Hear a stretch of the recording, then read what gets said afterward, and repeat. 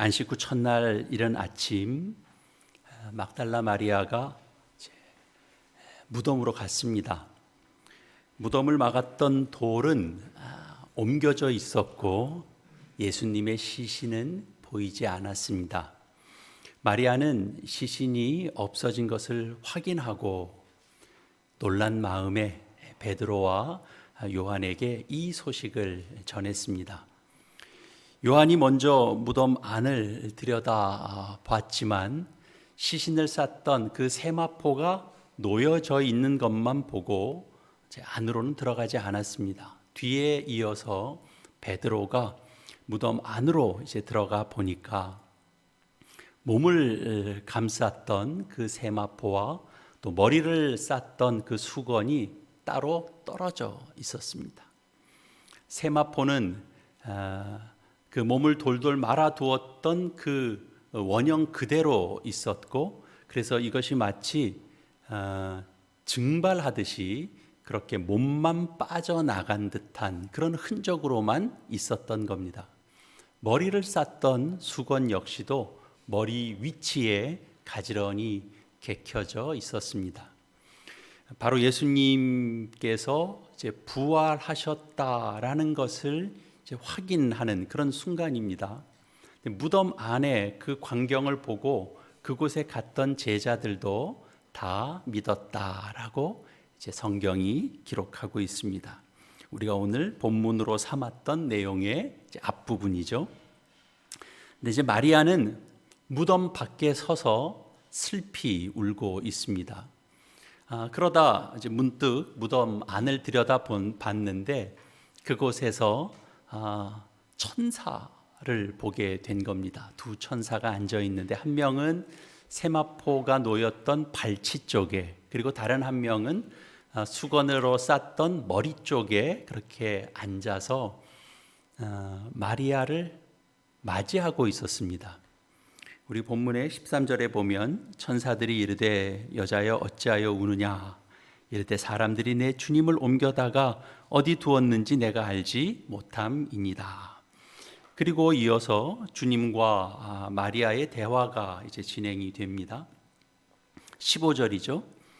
주님께서 이르시되 여자여 어찌하여 울며 누구를 찾느냐 하시니 마리아는 그가 동산지기인 줄 알고 이르되 주여 당신이 옮겼거든 어디 두었는지 내게 이르소서, 그리하면 내가 가져가리이다. 지금 마리아는 예수님의 시신이 사라진 것을 확인하고 큰 슬픔에 잠겨 있습니다. 단순히 그저 눈물을 훌쩍거리는 정도가 아니고 감당하기 힘들 만큼의 극한 슬픔 가운데 그가 있습니다. 이를테면 이제 통곡하는 셈입니다. 우리는 여기 이 울음 섞인 이 마리아의 모습을 보면서 우리가 한 가지 의문을 갖게 됩니다. 그러면 만약 무덤 안에 예수님의 시신이 그대로 안치되어 있었다면 그때는 마리아는 울지 않았을까? 그것을 봤으면 마리아는 기뻐했을까 하는 질문입니다. 이 역설적인 질문 앞에 우리는 어찌 보면 이 마리아의 모습과 겹쳐 있는 오늘날 우리의 자화상을 보게 됩니다.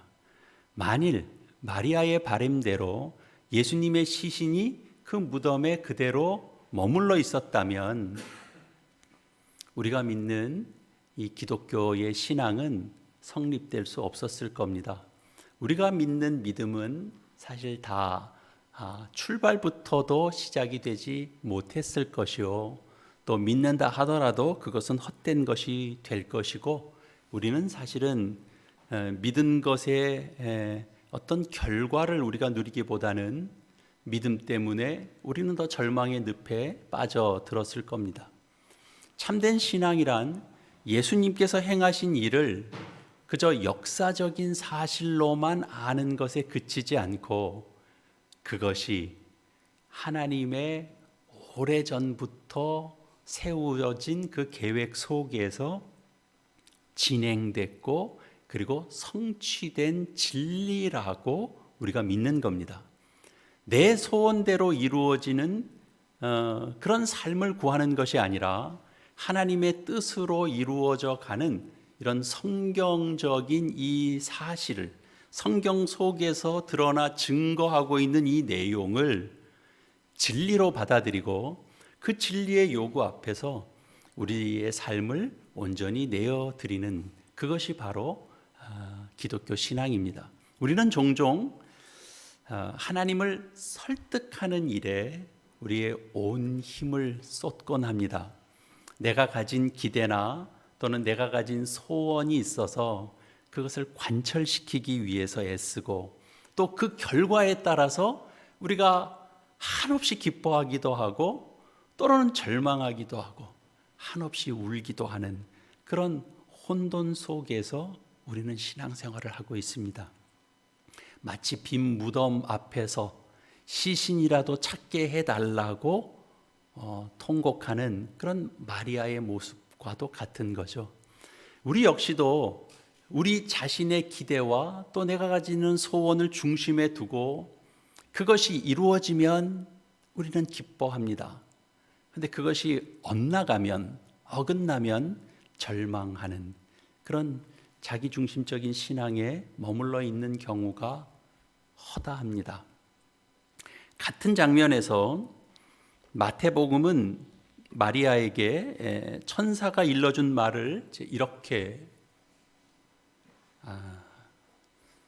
그러면 마태복음 28장 5절과 6절 말씀을 한번 좀 찾아주시겠습니다.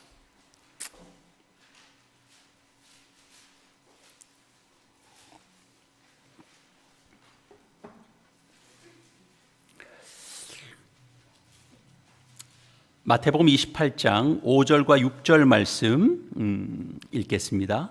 천사가 여자들에게 말하여 이르되 너희는 무서워하지 말라. 십자가에 못 박히신 예수를 너희가 찾는 줄을 내가 아노라. 그가 여기 계시지 않고 그가 말씀하시는 대로 살아나셨느니라. 와서 그가 누우셨던 곳을 보라. 여기 이제 중요하게 나타나는 것은 뭐냐 하면, 예수님은 단순히 그냥 살아나신 것이 아니다. 평소에 우리에게 들려줬던 그 말씀대로 살아나셨다라고 하는 것이 여기 증거되고 있습니다. 천사가 가장 강력하게 강조하는 건 바로 이런 겁니다. 주님은 당신이 이 땅에서 말씀하신 대로 그것을 이루시고 성취하시는 분이시다라는 거죠. 사실 엠마오로 내려가는 제자에게 나타나셔서 하신 말씀도 동일합니다. 누가복음 24장에 있는 말씀 제가 읽어드리겠습니다.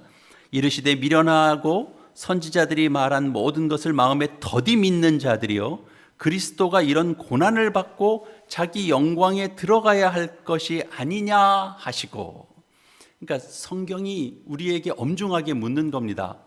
그리스도가 선지자의 예언대로 고난을 받고 그리고 자기의 영광에 들어가야 마땅하지 않겠느냐, 이런 거죠. 이 꾸짖음이 섞여 있는 이런 질문의 핵심은 분명합니다. 모든 사건은 예수님께서 친히 말씀하신 대로 그렇게 이루어져야 마땅하다라는 겁니다. 우리 신앙의 근거는 내 감정이나 어떤 상황이 아닙니다.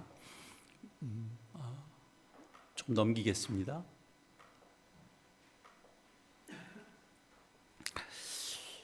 기록된 말씀대로 성취하는 것, 이것이야말로 성경 전체를 관통하는 가장 굵직하고 위험 있는 그런 외침입니다.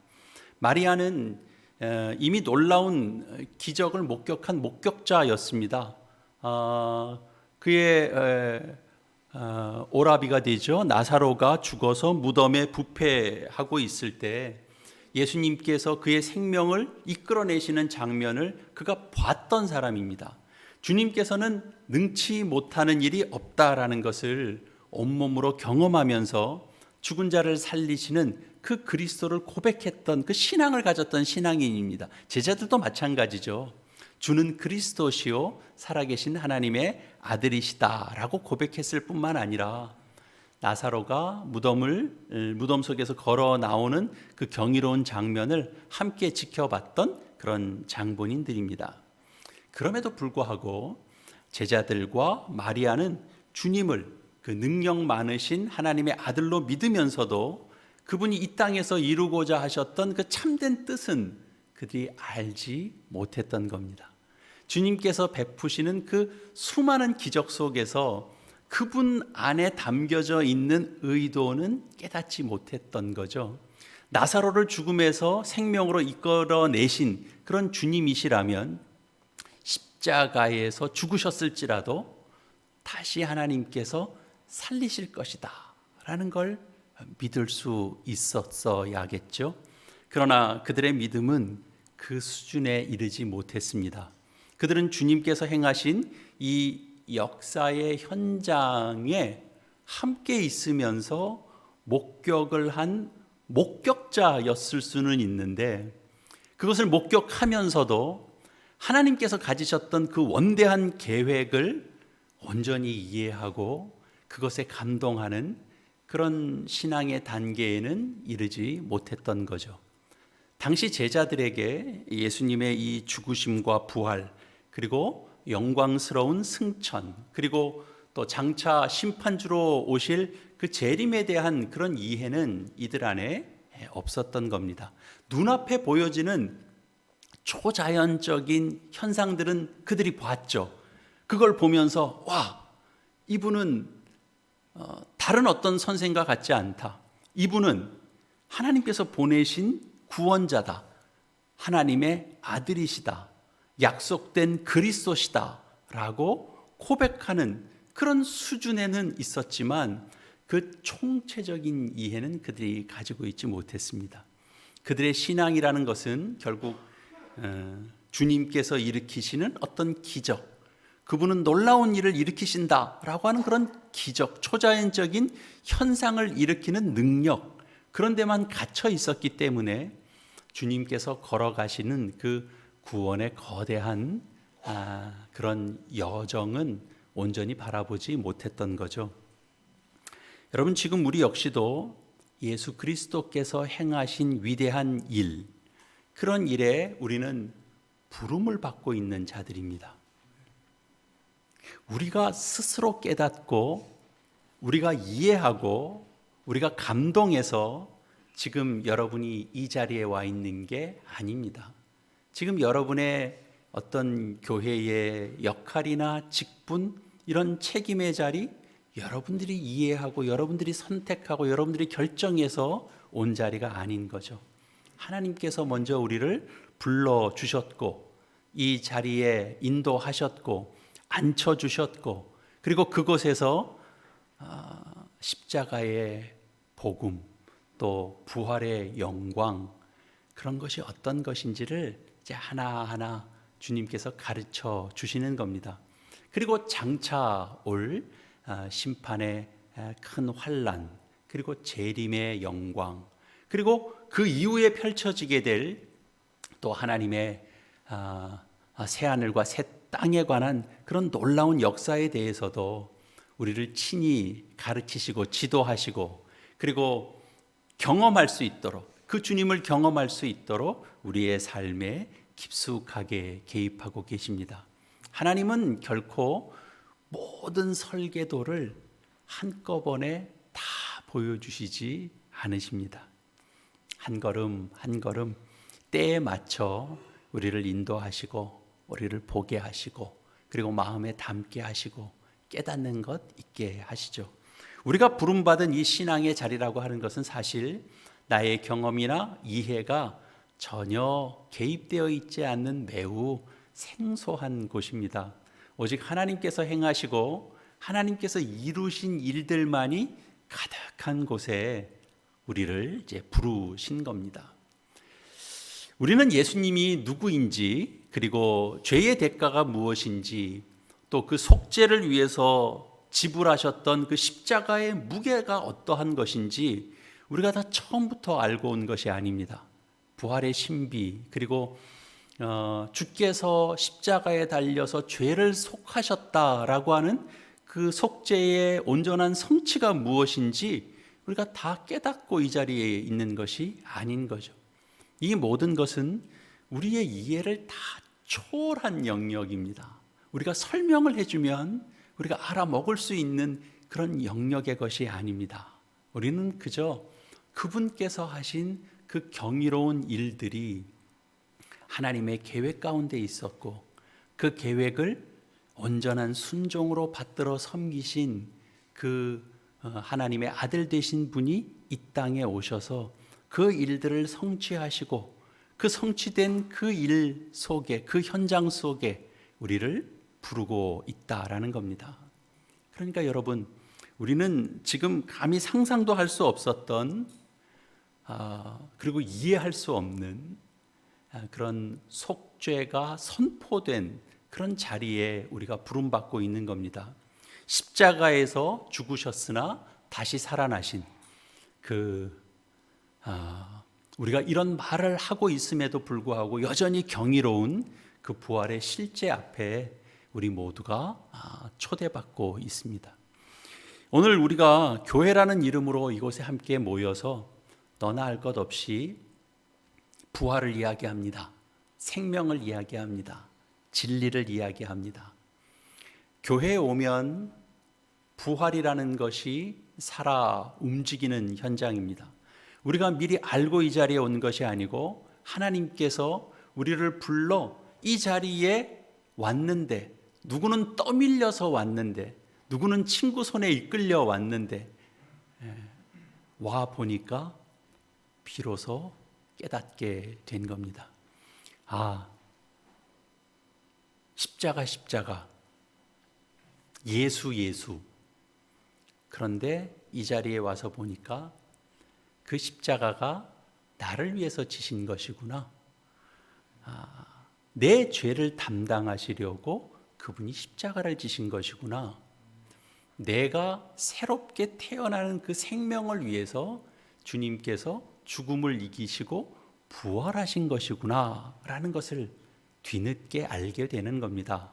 이 모든 것은 다 우리가 알기 전부터 하나님께서 먼저 시작하신 그 은혜의 시작 때문이고 그 부르심 때문입니다. 마리아는 지금 예수님의 시신이 사라졌다라는 그 이유만으로 통곡하고 있죠. 처절하게 통곡하고 있습니다. 만일 그녀가 주님이 평소 말씀하신 그 말씀 그대로를 그가 믿었다면 지금 비어있는 무덤의 현장을 보면서 그는 아마 승리의 함성을 외쳤어야 했을 겁니다. 그 자리에서 그가 할 수 있는 찬양을 올려드렸어야 했을 겁니다. 그러나 안타깝게도 그녀는 인류 역사상 가장 경이로운 그 사실이 지금 드러나 있고 입증되는 그 순간에 그는 한없는 슬픔 속에 빠져 있는 겁니다.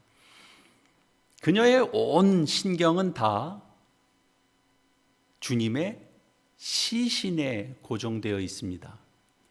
자신은 주님의 시신에 향유를 뿌리고 그리고 예우하고 그리고 마지막 그 시신을 관리할 생각뿐이었기 때문에 죽음을 뚫고 일으키신 그 부활의 영광과 그 환희가 그녀의 눈에는 전혀 들어오고 있지 않습니다.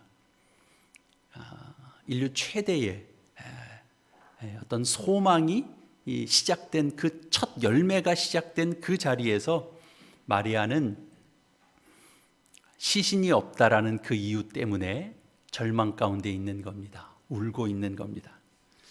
이때 이제 부활하신 예수님께서 마리아에게 하신 말씀을 우리가 15절에서 확인했습니다.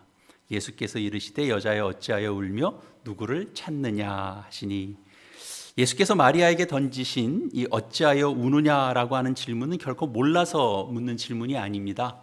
이게 수사학적 표현이죠. 여자여 내가 지금 울 이유가 하나도 없지 않느냐 이렇게 말씀하고 있는 겁니다. 왜 우느냐? 누구를 찾느냐? 이렇게 단순한 물음이 아니고 내가 지금 울고 있을 때가 아니지 않느냐, 그 얘기를 하시는 거죠.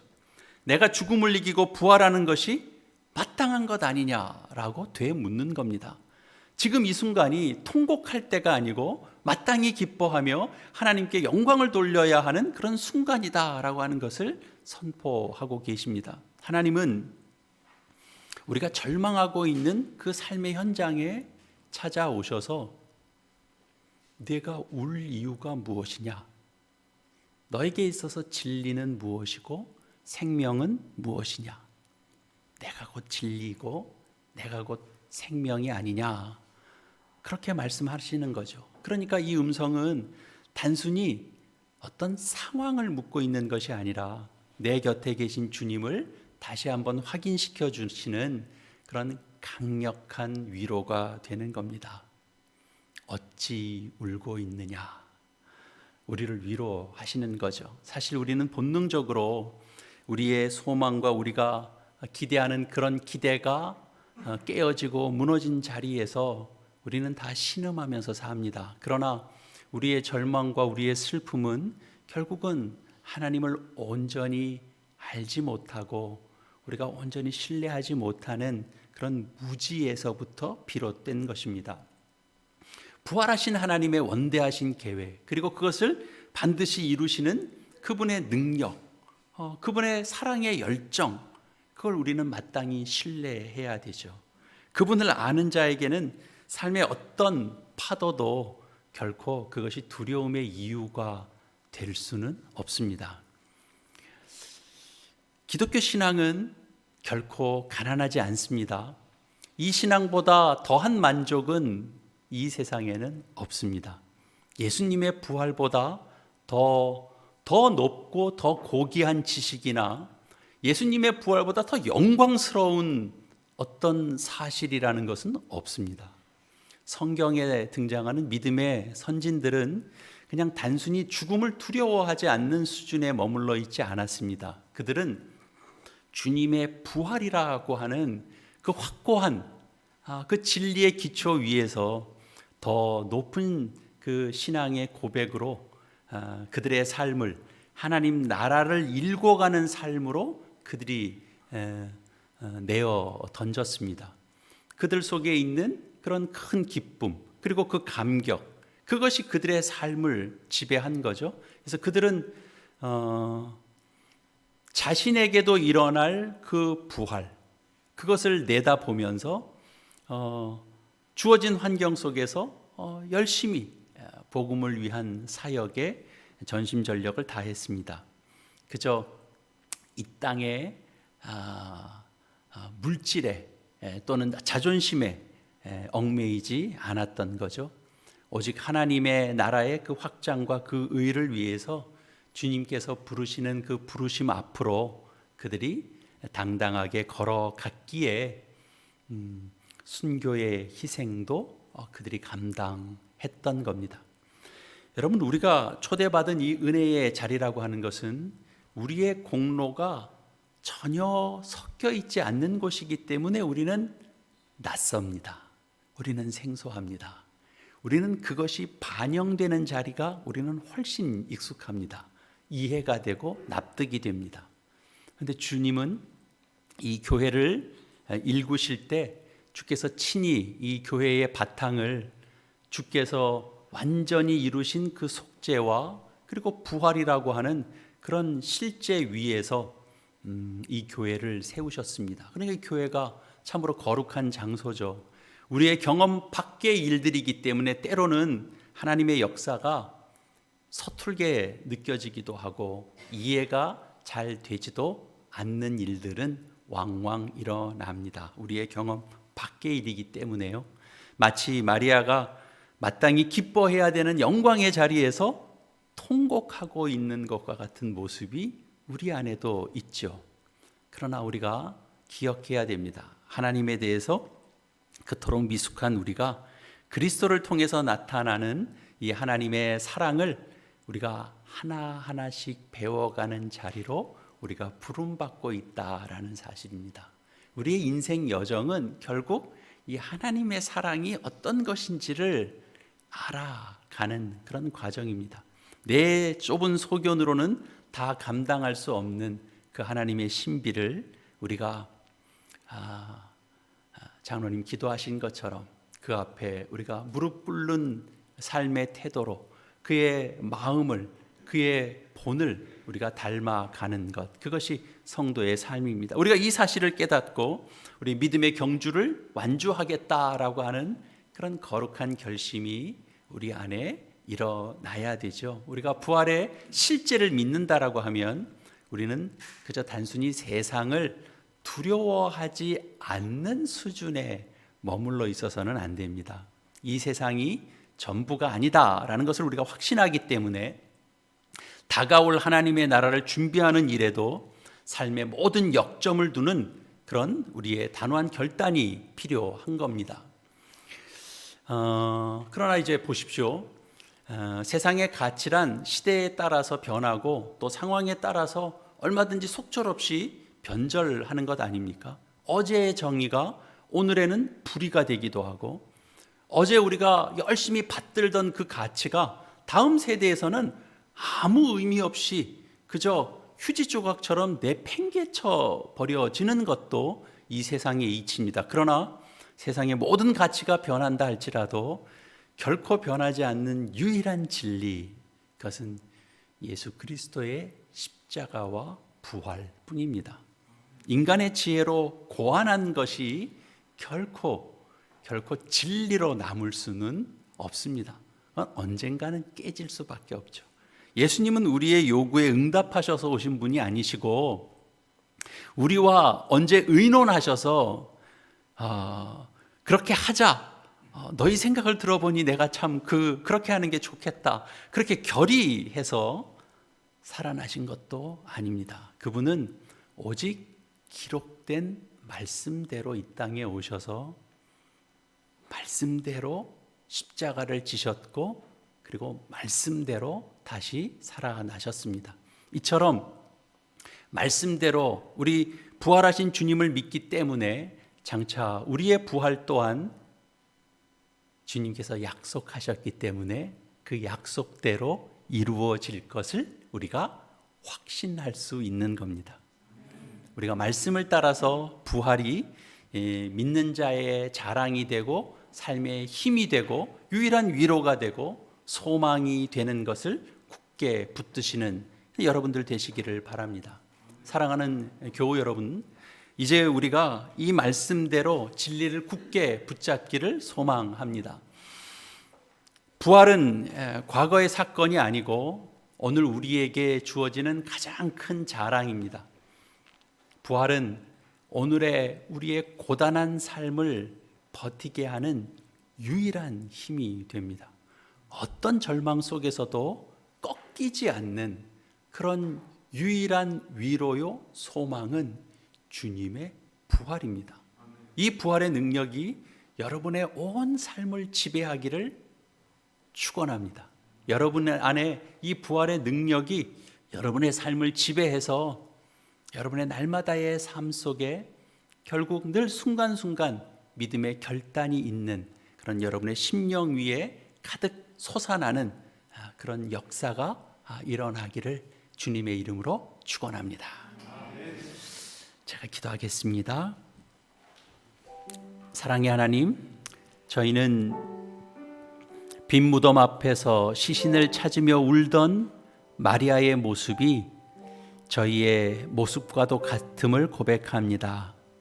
내 소망, 내가 생각했던 기대가 무너졌다고 절망하고 통곡하던 우리 가운데 찾아오셔서 말씀대로 살아나셨느니라 라고 승리의 선포하심으로 우리의 눈물을 닦아주시니 감사합니다.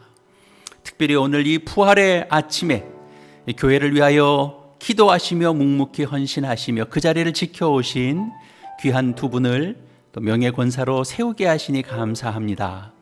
내 하나님의 선하신 손이 나를 도우심으로 지금까지 달려온 이분들의 삶을 축복하여 주시옵소서. 이제 명예로움을 확인하는 또 이 예식을 통해서 이 두 분의 남은 여생이 주님의 부활을 증언하는 증인으로서 더욱 빛나게 하여 주시옵소서. 비록 육신은 쇠잔할지라도 영혼은 날로 날로 새로워지게 하시며 또 이들의 기도가 우리 교회의 든든한 영적 보루가 되게 하여 주시옵소서. 하나님의 선하신 손길이 또한 이들의 가정과 자녀 위에도 함께 하도록 주께서 복 내려 주시옵소서. 또한 이 자리에 함께 모인 저희 모두를 주님 복 내려 주시옵소서. 우리가 선 자리가 내 힘으로 온 자리가 아니라 예수님께서 불러다 앉혀놓은 은혜의 자리인 것을 잊지 않게 하여 주시옵소서. 세상이 참으로 변하는 그 수많은 가치 속에 일희일비하지 않고 오직 변치 않는 부활의 소망을 붙들고 앞에 있는 십자가를 향하여 당당히 걸어가는 주님의 군사들이 되게 하여 주시옵소서. 감사를 드리옵고 예수님의 이름으로 기도합니다. 아멘.